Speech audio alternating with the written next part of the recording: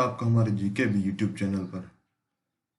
दोस्तों, आज की इस वीडियो में हम मूल अधिकार या मौलिक अधिकारों के संबंध में चर्चा करेंगे, फंडामेंटल राइट्स। तो चलिए दोस्तों, शुरू करते हैं।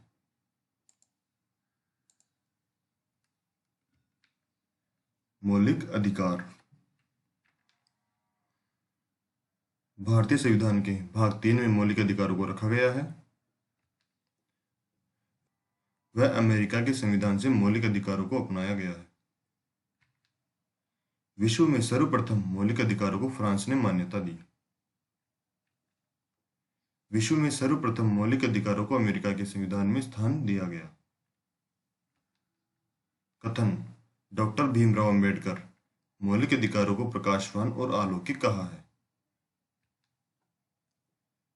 मौलिक अधिकारों को संविधान का मैग्ना कार्टा कहते हैं। 1215 ईस्वी में इंग्लैंड में सर्वप्रथम नागरिकों को दिए गए अधिकार के घोषणा पत्र को मैग्ना कार्टा कहा जाता है। नेहरू रिपोर्ट में मौलिक अधिकारों का उल्लेख मिलता है। भारत में सर्वप्रथम मौलिक अधिकारों की मांग पंडित जवाहरलाल नेहरू द्वारा की गई। मौलिक अधिकारों का निर्माण सरदार पटेल की अध्यक्षता में गठित समिति ने किया। केवल भारतीय नागरिकों को प्राप्त मौलिक अधिकार अनुच्छेद 15, अनुच्छेद 16, 19, 29 व अनुच्छेद 30 में वर्णित है। मौलिक अधिकारों पर संशोधन करने का अधिकार संसद को प्राप्त है। मौलिक अधिकारों का निलंबन, प्रतिबंधन, स्थगन करने का अधिकार राष्ट्रपति को प्राप्त है। आपातकाल के दौरान मौलिक अधिकारों पर प्रतिबंध अनुच्छेद 358 और अनुच्छेद 359 के तहत किया जा सकता है। अनुच्छेद 358 के तहत अनुच्छेद 19 में दी गई स्वतंत्रता स्वयं ही निलंबित हो जाती है। अनुच्छेद 359 के तहत राष्ट्रपति द्वारा अन्य मौलिक अधिकारों को प्रतिबंध किया जा सकता है। 44वें संविधान संशोधन 1978 के तहत आपातकाल के दौरान अनुच्छेद 20 व अनुच्छेद 21 को प्रतिबंधित नहीं किया जा सकता है। मौलिक अधिकारों की प्रकृति राज्य के प्रति नकारात्मक है। मौलिक अधिकारों का स्वभाव व्यक्ति के प्रति सकारात्मक है। मौलिक अधिकारों को न्यायालय द्वारा बाध्यता प्राप्त है। 42वें संविधान संशोधन 1976 के तहत नीति निर्देशक तत्वों को मौलिक अधिकारों पर वरीयता प्रदान की गई है।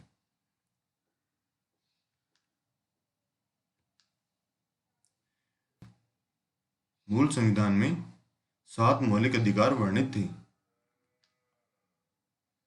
वर्तमान में मौलिक अधिकारों की संख्या 6 है। संपत्ति का अधिकार नंबर 6, अनुच्छेद 31 संशोधन किया गया।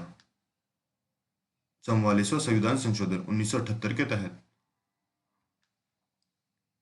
प्रधानमंत्री मोरारजी देसाई के समय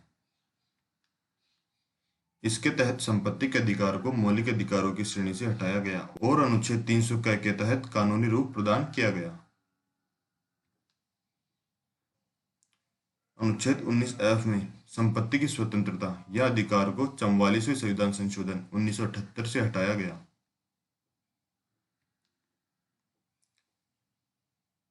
पहला है समानता का अधिकार, अनुच्छेद 14 से 18। दूसरा स्वतंत्रता का अधिकार, अनुच्छेद 19 से अनुच्छेद 22 तक। शोषण के विरुद्ध अधिकार, अनुच्छेद 23 से 24। धार्मिक स्वतंत्रता का अधिकार, अनुच्छेद 25 से अनुच्छेद 28। शिक्षा और संस्कृति का अधिकार, अनुच्छेद 29 से 30। संवैधानिक उपचारों का अधिकार, अनुच्छेद 32 में वर्णित है। अनुच्छेद 12 राज्य की परिभाषा। केंद्र सरकार और संसद, राज्य सरकार और विधानमंडल, स्थानीय प्राधिकारी और अन्य प्राधिकारी, सरकार द्वारा किसी उपक्रम में 1% हिस्सेदारी। अनुच्छेद 13 न्यायिक पुनरावलोकन या समीक्षा। इसके तहत न्यायालय संसद की किसी भी विधि को वैध और अवैध घोषित कर सकता है।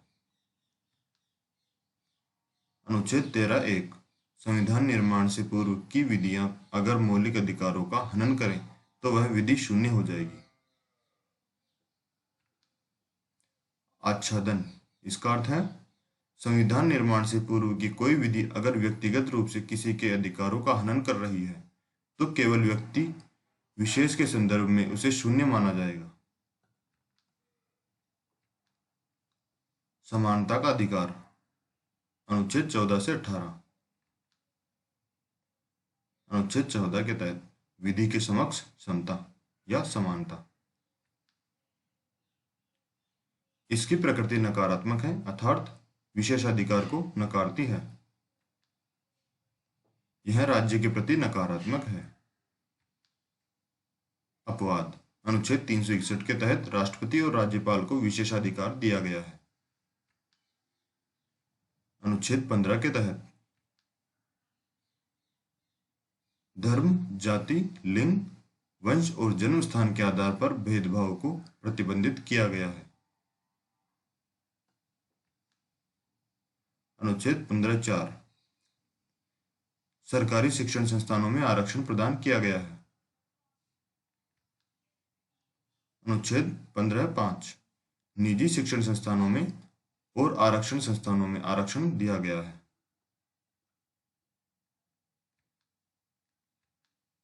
अनुच्छेद 16 के तहत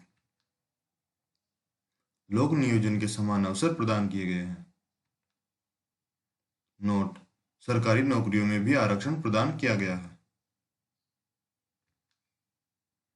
103वें संविधान संशोधन 2019 के तहत सवर्ण जाति को आरक्षण दिया गया था। अनुच्छेद 17 के तहत छुआछूत पर प्रतिबंध लगाया गया। अस्पष्टता निवारण, अस्पष्टता निवारण अधिनियम 1955। अनुच्छेद 18 के तहत उपाधियों पर रोक लगाई गई। सेना व शिक्षा के क्षेत्र में उपाधियां मान्य हैं। स्वतंत्रता का अधिकार, अनुच्छेद 19 से 22। अनुच्छेद 19 के तहत इसमें 6 प्रकार की स्वतंत्रता प्रदान की गई है। विचार और अभिव्यक्ति की स्वतंत्रता, अनुच्छेद 19(2)। सभा और सम्मेलन की स्वतंत्रता, अनुच्छेद 19(3)। संगठन की स्वतंत्रता, अनुच्छेद 19(4)। भ्रमण करने की स्वतंत्रता अर्थात घूमने की स्वतंत्रता। निवास की स्वतंत्रता। व्यापार और वाणिज्य की स्वतंत्रता, अनुच्छेद 19(6). प्रतिबंधित करने का कारण, लोक व्यवस्था के कारण, अपराध के कारण, दुश्मन राष्ट्र से संबंध के कारण, राष्ट्र की एकता अखंडता को नुकसान पहुंचाने के कारण। अनुच्छेद 19(1) प्रेस की स्वतंत्रता। सूचना का अधिकार 12 अक्टूबर 2005 में दिया गया। ध्वज फहराने का अधिकार नवीन जिंदल केस के द्वारा प्रदान किया गया।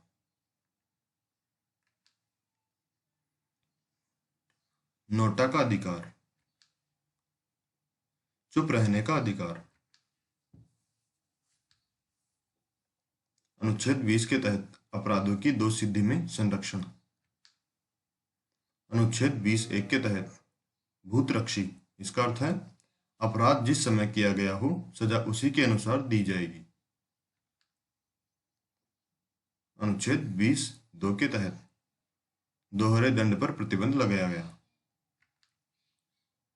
एक अपराध के लिए एक ही बार सजा दी जाएगी।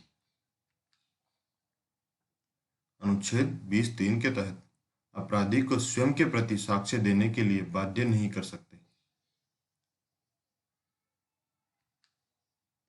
अनुच्छेद 21 के तहत प्राण में दैहिक स्वतंत्रता का अधिकार। इसके तहत अर्थपूर्ण और गरिमापूर्ण जीवन की स्वतंत्रता प्राप्त है।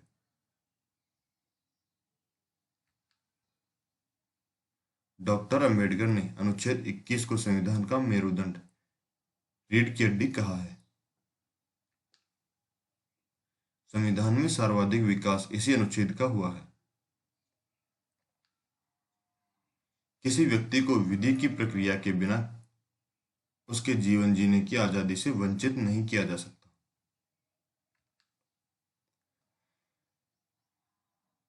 86वें संविधान संशोधन 2002 के तहत अनुच्छेद 21 कैग जोड़ा गया, जिसके तहत 6 से 14 वर्षों के बालकों को निःशुल्क व अनिवार्य शिक्षा का अधिकार दिया गया।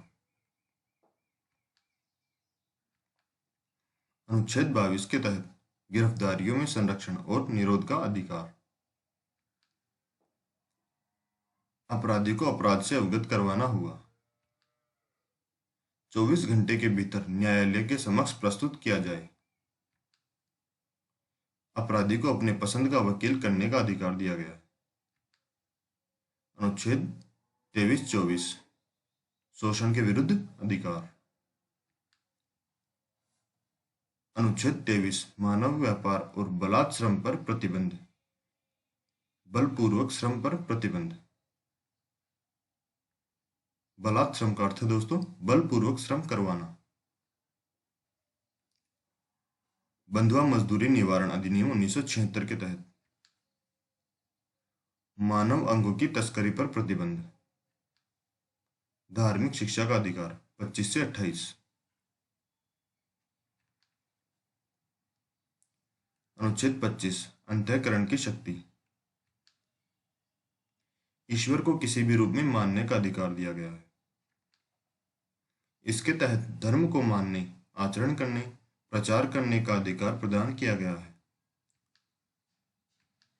राज्य द्वारा अनुच्छेद 25 पर प्रतिबंध। कारण 1 सार्वजनिक व्यवस्था के कारण, स्वास्थ्य के कारण, नैतिकता के कारण। इसमें 2 व्याख्याएं दी गई है। सिखों द्वारा कृपाण धारण करना धर्म का अंग माना जाएगा। हिंदुओं में सिख, जैन, बौद्ध को शामिल किया गया है।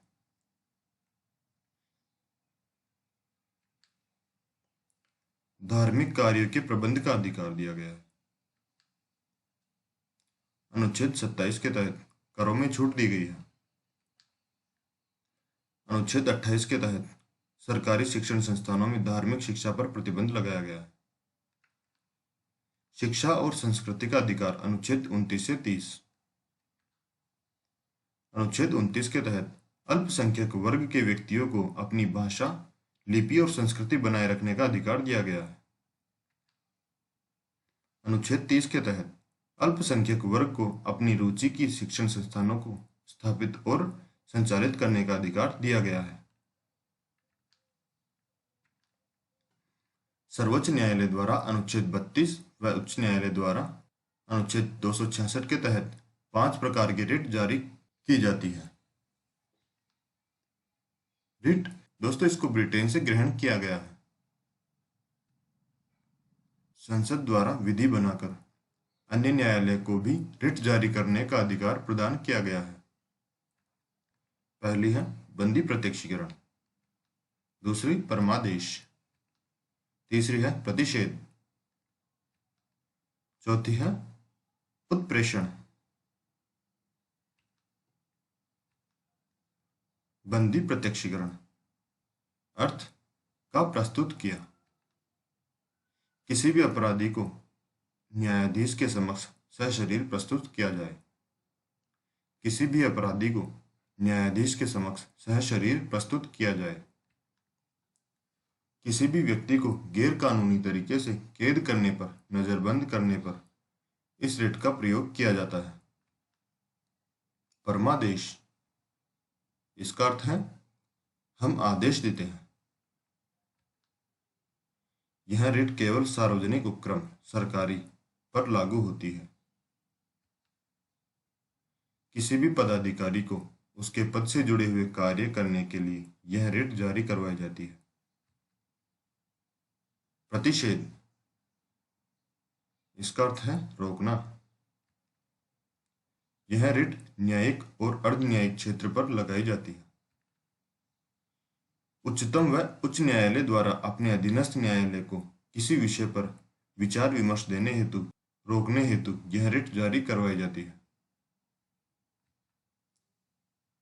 अधीनस्थ न्यायालय द्वारा अपने अधिकार क्षेत्र के बाहर कार्य करने हेतु उसे रोकने पर यह रिट जारी की जाती है। उत्प्रेषण, अर्थ प्रमाणित करना और सूचना देना। न्यायिक और अर्धन्यायिक। उच्चतम न्यायालय व उच्च न्यायालय द्वारा अपने अधीनस्थ न्यायालय से किसी विषय को ऊपर मंगवाने के लिए यह रिट जारी करवाई जाती है। अधीनस्थ न्यायालय द्वारा किसी विषय पर गलत निर्णय लेने पर उसे रद्द करवाया जा सकता है। अधिकार प्रच्छा, इसका अर्थ है किसी व्यक्ति द्वारा गैर वैधानिक तरीके से किसी पद को धारण करने पर उस पद का आधार जानने हेतु यह रिट जारी कराई जाती है। किसी कर्मचारी द्वारा सरकारी तौर पर हकदार नहीं होने के बावजूद उसके द्वारा किए गए कार्य का आधार पूछने के लिए यह रिट जारी करवाई जाती है। नोट, उच्च न्यायालय रिट जारी करने के मामले में उच्चतम न्यायालय से ज्यादा प्रभावी है, क्योंकि सर्वोच्च न्यायालय केवल मौलिक अधिकारों के हनन होने की स्थिति में रिट जारी करता है। अनुच्छेद 33 के तहत संसद द्वारा सैनिक व अर्धसैनिक बलों के मौलिक अधिकारों के लिए कानून बनाया जा सकता है। अनुच्छेद 34 के तहत मार्शल लॉ, सैन्य शासन, संसद को कानून बनाने का अधिकार दिया गया है। अनुच्छेद 35 के तहत संसद को मौलिक अधिकारों को प्रभावी प्रबंधन करने का अधिकार दिया गया है। 24वें संविधान संशोधन 1971 के तहत मौलिक अधिकारों पर संशोधन करने का अधिकार संसद को प्रदान किया गया है। मौलिक अधिकार न्यायालय द्वारा बाध्यकारी है। मिनर्वा मिल्स विवाद के तहत नीति निर्देशक तत्व मौलिक अधिकारों को बराबर माना गया है, अर्थात नीति निर्देशक तत्व लागू करते समय मौलिक अधिकारों का हनन नहीं किया जा सकता है।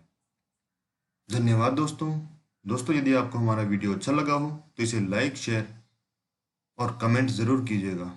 साथ ही जो भी लोग जीके भी यूट्यूब चैनल पर नए हैं वे सब्सक्राइब करना ना भूलें। धन्यवाद।